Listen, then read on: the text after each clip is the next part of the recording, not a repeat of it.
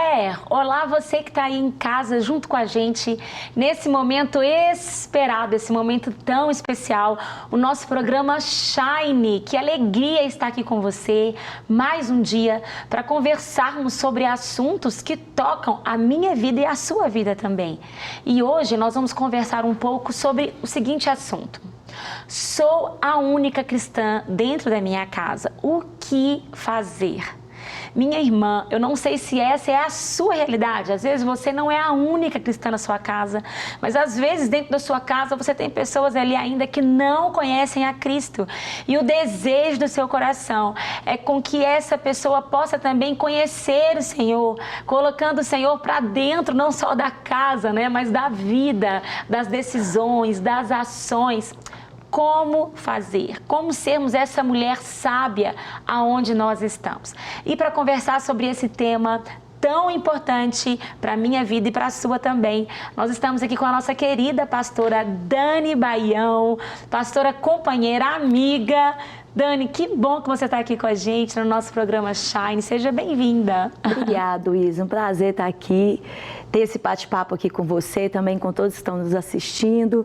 E vamos falar aí desse tema tão pertinente. Não é fácil não, mas Deus vai dando graça. Não é fácil não, gente. E é claro que para isso a gente precisa do Senhor, sempre do Senhor, para nos orientar, nos dar sabedoria. E eu queria que você conhecesse um pouquinho sobre a história da Dani. Não sei se você conhece a Dani, mas a Dani hoje, a família dela é uma bênção, né?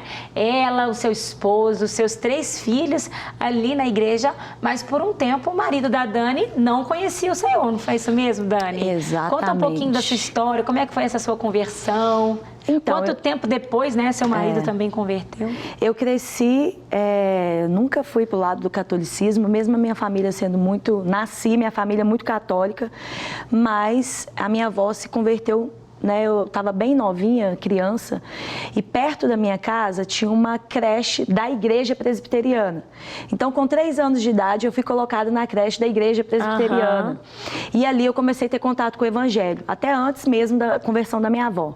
Sim. Então, eu comecei a ter contato com o evangelho, a igreja fazia, por exemplo, a gente apresentava dentro da igreja, então a escola era ao lado da igreja, então a gente fazia apresentações, foi aí que eu comecei a cantar. Olha, a igreja nos ensinava os versículos, tem muitos versículos que eu sei até hoje, que eu aprendi no período que eu estava, porque eu fiquei lá até o prézinho, depois de lá, eles tinham um acompanhamento de reforço escolar, então eu ia para a escola e ia para a igreja, para o projeto da igreja, e fui até os 14 anos.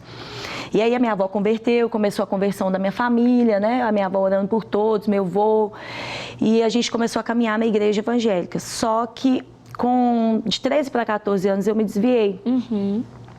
Eu entrei numa crise muito grande, eu orava para meus pais se converterem e, de fato, acabou que eles se separaram. E isso trouxe uma crise muito grande no meu coração a respeito de Deus. Eu orava, né, e pedia a Deus, converte a minha família. E um dia eu falei, Deus, eu peço o Senhor para converter meu pai e minha mãe, agora eles estão separados. E aquilo trouxe um conflito muito grande e eu fui para o mundo. E ali... foi tempos sombrios na minha vida, né? Eu falo, o testemunho, porque eu fui uma adolescente muito rebelde.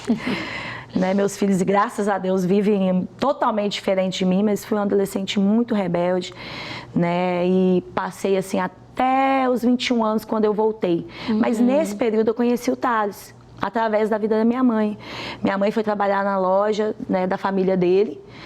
E aí ela falava todo dia do Thales. Falava assim, você tem que namorar um rapaz tipo Thales, que é sério e tal. E eu falava, mãe, aposto que é um fumo esse rapaz. E aí minha mãe falando, um dia eu fui lá ver, falei, vou na sua loja, vou aproveitar, vou conhecer o tal do Thales. Chegou lá, o Thales todo engomadinho, sapato social, calça social, blusa social, cinto, blusa pra dentro, todo engomadinho. Falei, mãe, nada a ver comigo. Eu tinha piercing, cabeça raspada, toda diferente. E eu falei, mãe, nada a ver comigo. Mas ele, desde aquele momento, ele teve interesse, assim. Ele estava terminado, ele teve interesse, e aí ele começou a dar umas investidas em mim. E aí até que um momento eu falei assim, vou aceitar sair com esse rapaz. Eu tô longe de Deus, a minha vida está muito complicada. ele não bebe, ele não fuma, ele não tem contato com ninguém desse tipo, eu vou sair com ele que vai me levar para um outro lado. E aí, dali, a gente começou a namorar, mas foi 4 anos de namoro muito complicado, porque eu queria continuar indo para as festas, fazer as coisas, e ele não. A vida dele era totalmente diferente, mesmo não conhecendo o Senhor.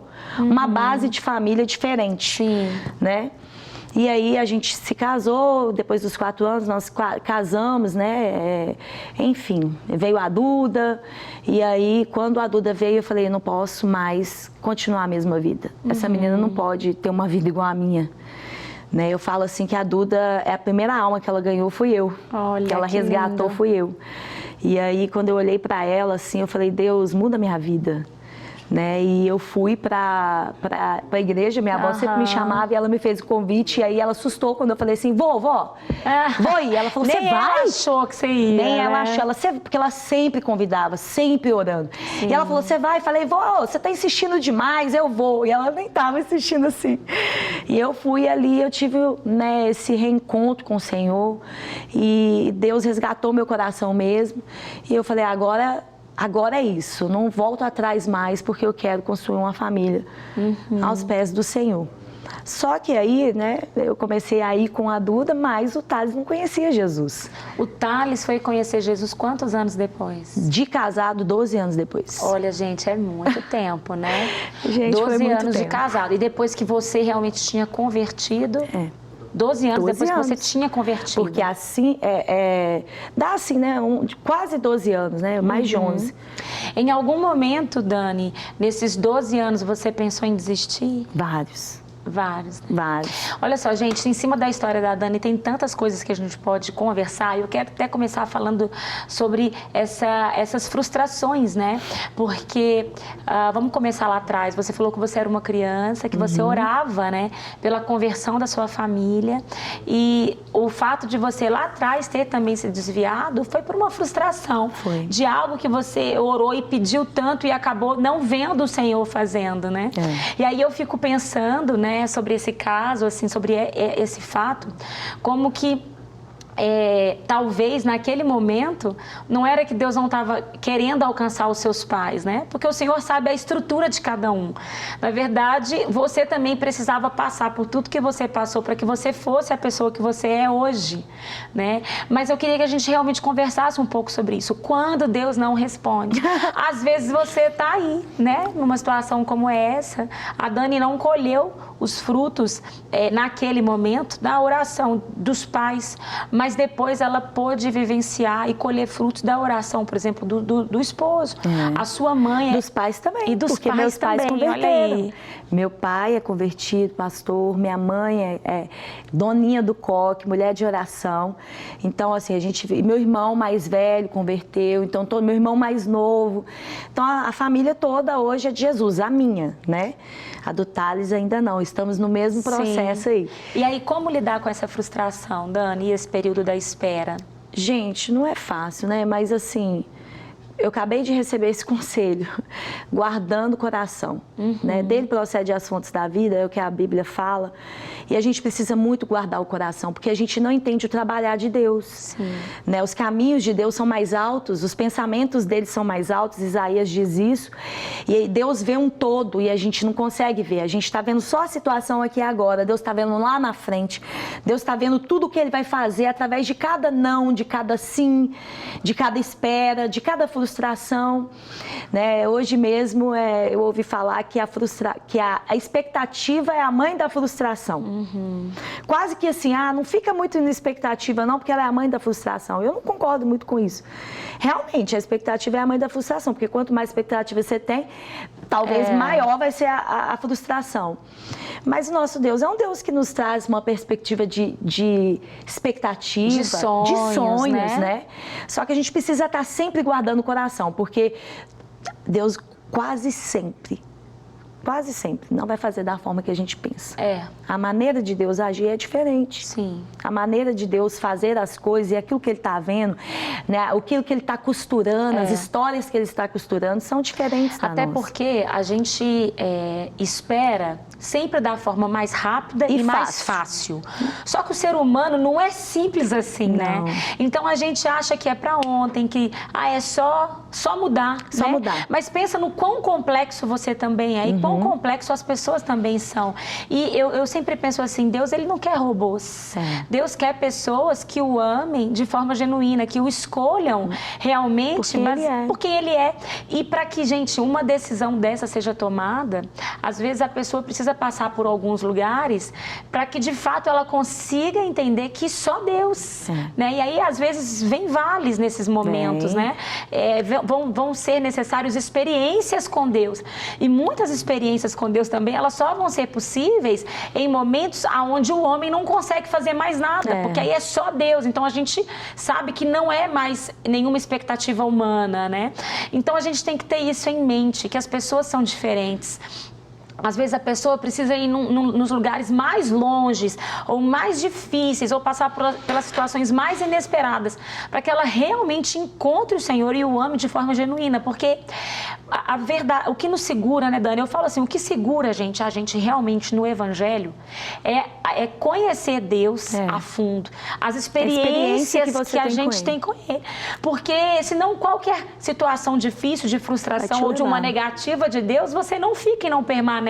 Então, Deus não quer que a pessoa venha simplesmente, né, de uma forma sem ter uma profundidade, porque Deus quer aquilo que seja eterno, né, aquilo que e seja nesse para caminho sempre. também a gente vai amadurecendo, Deus vai fazendo aquilo que Ele quer fazer na nossa vida.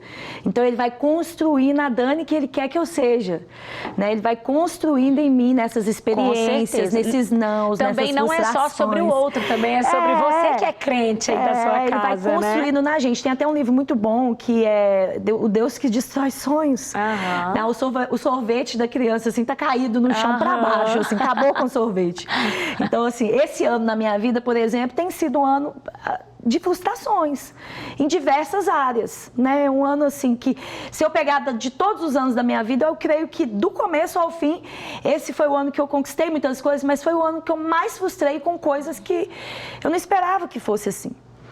Mas Deus, esse Deus que destrói sonhos, é Deus que sonha para nós. Ele é Deus que assim, é muito interessante, porque a gente realmente é muito limitado. Muito limitado. O salmista fala que os pensamentos de Deus são como os grãos de areia. Se eu contasse, eu jamais conseguiria contar. Assim são os pensamentos de Deus. Então, aquilo que Deus está fazendo é muito maior. É maior em mim, é maior na minha família, é maior na minha parentela, é maior na minha igreja. Tudo que Ele quer alcançar é um plano que Ele alcança diversas coisas, porque Ele alcança o reino dEle através de pessoas. Então, Ele está construindo uma história muito maior do que só o meu desejo, a minha vontade. É a gente entender que realmente o Senhor é bom. Ele é bom. Ele é bom Isso em todo o tempo, né? E Ele vai fazer o que for possível, né? O que Ele puder. Ele já entregou o Filho dEle, né? Numa cruz, pela sua vida, pela minha vida, pela vida desse parente seu que não conhece o Senhor. E Ele está o tempo todo nos cercando, né? Com cordas e laços de amor. Mas a gente precisa entender também que as pessoas, elas têm as escolhas delas, né, Dani? O Senhor pode estar aqui atraindo, mas as pessoas também fazem as suas escolhas. E você precisa conseguir também separar isso. Além das pessoas terem as suas próprias escolhas e as suas próprias responsabilidades, você, como cristã, também faz as suas escolhas e tem as suas responsabilidades dentro de casa. O que você considera hoje, Dani, que é um dos maiores erros que as pessoas cristãs cometem dentro das casas com parentes ou cônjuges não cristãos? É exigir deles o cristianismo que eles ainda não têm. Eu tenho pensado muito sobre isso. Sim. Às vezes, aquelas pessoas que não têm o Senhor, a gente quer exigir, mas você viu a roupa? Mas você viu essa atitude? Esses dias, conversando com a minha mãe mesmo, você viu isso? E muito horrorizada, eu falei, mãe, mas olha, não é a gente que é crente? Sim. E eles não são. Então, eu acho que um dos maiores erros que a gente comete é olhar para o outro com a ótica ainda que eles não têm. Eles ainda não têm Jesus. Eles ainda não têm a palavra que é lâmpada para os nossos pés, que é luz para os nossos caminhos. Eles ainda não têm o amor de Deus dentro do coração deles. Então, como que a gente vai exigir deles algo que eles não têm? Ou seja, quem tem que ser somos nós. Resposta, quem tem que ajudar a transformar o ambiente, quem tem que agir na contramão é você mesmo. E a gente fica querendo que o outro haja. Aquele que não tem ainda haja. O pastor Márcio tem uma frase tão interessante sobre isso, porque a Bíblia vai falar que nós, né, que somos cristãos, nós nascemos de novo. Então, nós vivemos porque vivemos em Cristo, né? Nós nascemos de novo. E aquele que ainda não é cristão, ele ainda está numa vida de pecado, né? Uma vida de escravidão à carne, dos desejos da carne, do que o mundo diz. Então, espiritualmente, é uma pessoa considerada ainda morta, né? Para o que é do espírito. E aí o pastor Márcio fala muito sobre isso. Ele fala, como que eu vou esperar alguma atitude positiva de alguém que está morto, né? Então, é isso mesmo, é isso mesmo. O homem espiritual discerne as coisas espirituais e carnais. Agora, quem é carnal é só aquilo que é da carne. Então, a gente não pode exigir dele algo que é a gente que tem que fazer, né? Então, acho que é um dos maiores erros. Com certeza. E aí, Dani, dentro dessa sabedoria, né, nossa, de entender que a expectativa que existe ali para que mude alguma engrenagem dentro da nossa casa, seja nós que somos cristãos, como saber a hora de falar e a hora de silenciar? Porque tem hora que é necessário falar, né? Mas tem hora também que é necessário silenciar. Qual que é a linha aí, né? Olha, aí é só buscando direção do Espírito Santo mesmo. A Bíblia fala em Tiago que se a gente precisa de sabedoria, é só pedir. Esse é um momento que tem que pedir a Deus sabedoria. Porque realmente tem coisas que a gente vai ter que se posicionar. Por exemplo, quando você tem uma família, os seus filhos são netos, sobrinhos de pessoas que não têm o Senhor, quando a família ainda não é cristã. E aquilo causa um tanto de conflito, de atrito. Eu, por exemplo, quando eu ganhei a Duda, né, as pessoas que, meus familiares que iam sair com ela, às vezes eu vou levar no shopping, ela é um pouco maiorzinha, e aí o que eu fazia? Eu tinha um CD do Diante do Trono, infantil, e eu falava assim, olha, na hora que estiver no seu carro, com ela, é isso aqui que ela pode ouvir. Por quê? Senão ela ia começar a aprender músicas que não convém, hábitos que não convém. Então eu tinha que intervir naquilo, aqui eu tinha que falar, fazia parte da educação que eu queria. Mas tem coisas também que é momento de calar. Às vezes eu vejo que eles estão em debates que se eu falar algo vai trazer só mais raiva, só fomentar, né? Trazer mais distanciamento. Então eu silencio, né? Falo, Deus, é com o Senhor, eu silencio. Agora, aquilo que eu preciso posicionar, eu peço, Deus, me dá sabedoria. Mas não é só sabedoria para posicionar, é sabedoria até para o momento de posicionar. Porque às vezes não é aquela hora. Ali naquele momento não vai trazer nada. Mas peço sabedoria a Deus para o que falar e o momento de falar. Né? A gente tem que entender que em algumas coisas nós somos colocados ali como guardiões, né? Então aquilo que a gente entende que é risco, né? Risco, e a gente precisa realmente se posicionar. Mas até a forma como se posicionar, é o que você está falando, precisa ter amor. A gente não pode se posicionar de uma forma a ferir, a distanciar. Um dos problemas que eu vejo muito grande, às vezes, de pessoas cristãs dentro de casa, é que elas acabam, às vezes, trocando a família, né, pela igreja, pelos irmãos da igreja. E isso vai criando, às vezes, uma raiva tão grande para aquele cônjuge ou aquele parente que não conhece Jesus, porque ele vai pensar assim, poxa, esse Deus seu aí só tirou você de mim, né? Esse Deus seu só bitolou você, porque você já não senta comigo, não assiste um filme, a gente já não passeia mais, não vai para lugar nenhum, porque tudo é só igreja. Só igreja. Né? Você vira uma competição. A igreja e a família. Eu acho que não esperar nada que a pessoa não consiga dar e também ter essa sabedoria, né, no tempo que você está distribuindo para as coisas. Se a sua família é um alvo para você, você precisa ser intencional em ter tempo de qualidade, de fazer algo que aquela pessoa goste também, que não é algo que te contamina, para que você também tenha acesso ao coração dessa pessoa. Porque tem gente, às vezes, que começa a falar não para tudo, né? Por exemplo, festas, Dani. Como lidar com as festas? Então, eu errei muito nisso. É bom ter esse ressalto aqui, que ressalva. Eu acho que por grande tempo o Thales não converteu. Claro, né? Isso é uma coisa que é o Espírito Santo que faz, mas muitos erros veio da minha parte por falta de sabedoria, né? A igreja que eu era uma coisa um pouco assim fechada demais, e aí me ensinava que a minha família é a família de Deus. Sim. E, por exemplo, que eu não poderia ir em algumas coisas. Então, a gente faltou em casamentos, a gente faltou em festas da empresa. A gente faltou em aniversários, Sim. A gente faltou em batismos, né?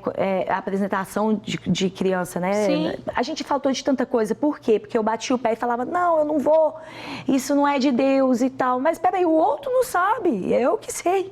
E a gente que tem que ser luz. E a gente tem que ser luz. E aí, uma vez eu vi o pastor Flavinho pregando num culto de domingo. Eu fiquei chocado nesse dia, porque eu nunca tinha ouvido um líder falar sobre isso. Ele falou, você que falta nos aniversários para vir no culto, falta num casamento para fazer algo da igreja, você tem que ser luz, você tem que ir. E eu falei, meu Deus, eu nunca ouvi isso na minha vida. Como assim eu tenho que ir? E sobre essa palavra eu tomei uma decisão, eu pedi perdão para alguns familiares do Thales. Eu falei, olha, eu faltei no seu casamento. Pessoas até que estão distantes, mandei mensagem, faltei no seu casamento. Nesse momento, o entendimento que eu tinha era esse, mas hoje entendendo que eu não deveria ter feito isso, afastado o Thales, né, meus filhos, nos afastado de vocês, então me perdoe. E a pessoa falou comigo assim, uma das respostas foi, hoje eu estou vendo muito mais Jesus em você do que antes. Uau! Então trouxe um resgate em algumas coisas, porque eu bati o pé e isso não é um posicionamento legal. Gente, isso é tão importante, porque não fala sobre você ir e agir como aquelas pessoas, mas fala sobre você estar sendo conduzida pelo Espírito Santo e discernir o que fazer ali também. Às vezes é num ambiente como esse, uma festa da família, às vezes alguma coisa do trabalho, até que você vai também ali, mas você está ali intencional, você está ali orando, você está buscando direção de Deus. Você não se porta como. E ali as pessoas vão vendo a sua diferença também. E é interessante. Você é acessível, exato, né? E é interessante que hoje, quando eu vou, eles pedem para me orar. Olha só. Então tá no aniversário, tá alguma confraternização, tá em coisas que eu não ia. Aí hoje eles falam, você pode fazer uma oração pra gente? Aí eu oro. Então assim, olha como é que isso abriu, né? Para que Jesus chegasse. Com certeza, gente, isso é tão importante. E a gente precisa também saber, discernir o momento de sair, o momento de dar tchau. Às vezes o tempo vai passando, aquela festa vai ficando, né, bem um pouco assim mais liberal. Você já sabe que ali é a hora de despedir, de sair. Mas ali não é pra gente ficar julgando ninguém. Por quê? Porque aquelas pessoas não conhecem o Senhor. Ali é o lugar de você derramar amor. Amém. Ô Dani, é tão importante, né? A Dani falou aqui do casamento dela, onde os dois não conheciam o Senhor, né? Mas tem muita gente que entra num relacionamento em julgo desigual. Então, assim, é um tipo de fardo, gente, que às vezes a gente pensa assim, eu vou casar e vai mudar. Né? Não muda não. Pensa assim, querida, se você está aqui, está me assistindo, está em algum relacionamento de julgo desigual, ainda não casou, abre o seu olho, porque o pastor Márcio fala que depois que casa, fecha o olho. Enquanto a gente está namorando, é o momento de conhecer, de fazer as nossas escolhas realmente. E se vocês pensam diferente em relação à fé, vai dar confusão lá na frente, porque você vai querer fazer de uma forma, o cônjuge vai querer fazer de outra. Então, preste muita atenção nisso, né? Não espere que o cônjuge mude, converta depois. Isso aí, depois, é só o Senhor, é uma luta tão grande. Mas e os desafios, Dani, que às vezes a gente tem com filhos desviados? Como proceder também, né? Olha, eu lembro assim, o tempo que eu estive longe de Jesus, a minha avó foi uma peça fundamental na minha vida. Ela não me tratava diferente. Olha aí, oração, orando, né? O tempo todo. Às vezes eu ficava assim, gente, mas será que ela não vai pregar pra mim? Será que ela não vai falar nada? E eu lembro que quando os crentes estavam, eu falava assim, os crentes, ela falava assim, hoje o pessoal tá tudo aqui, os crentes iam almoçar, ia tomar um café. Eu lembro que eu vestia a minha pior roupa, me colocava da pior forma para causar na vida deles, né? Tipo assim, pra aquela rebeldia mesmo. E aí, quando eu chegava lá, ela falava, essa aqui é minha neta, e não sei o quê, e me abraçava. E eu pensava assim, gente, o que ela tá arrumando? Um amor, uma intercessão. Um dia eu perguntei para ela, você nunca vai falar de Jesus para mim? Ela falou assim, não, no tempo certo, eu sei que você é de Jesus. Uau. No tempo certo você vai vir. Então, a estratégia é, ama o seu filho. Não é isso? O nosso pastor fala muito, fala assim, essa é a sua família. É a sua família. Essa é a que você tem, então você ama ela. Esse é o marido que você tem, esse é os filhos que você tem. Não tem como você ficar amando dos outros, ama esse é o que você tem. Então ama o filho desviado, ama o marido desviado. Já casou? Para casar, não casa com alguém que não tem Jesus, não. Isso é julgo desigual, a palavra fala pra gente fugir. Mas já que você casou e essa pessoa não tem o Senhor, ama, intercede, acredita, sirva. Faça aquilo que a minha avó fez comigo, aquela semente foi sendo plantada e ela germinou no momento certo. A Bíblia, gente, vai trazer várias realidades sobre isso, sobre a importância da família, vai trazer sobre ser um primeiro ministério. Então tenha sabedoria em lidar com a sua família. E a gente já está encerrando, gente, é tão rapidinho aqui. Então nós vamos rapidinho para a nossa dinâmica. Dani, tem como relacionar um copo de água como esse aqui, com esse tema? Um copo de água? Um copo de água com esse tema de eu não tenho tenho um familiar um familiar que não é cristão.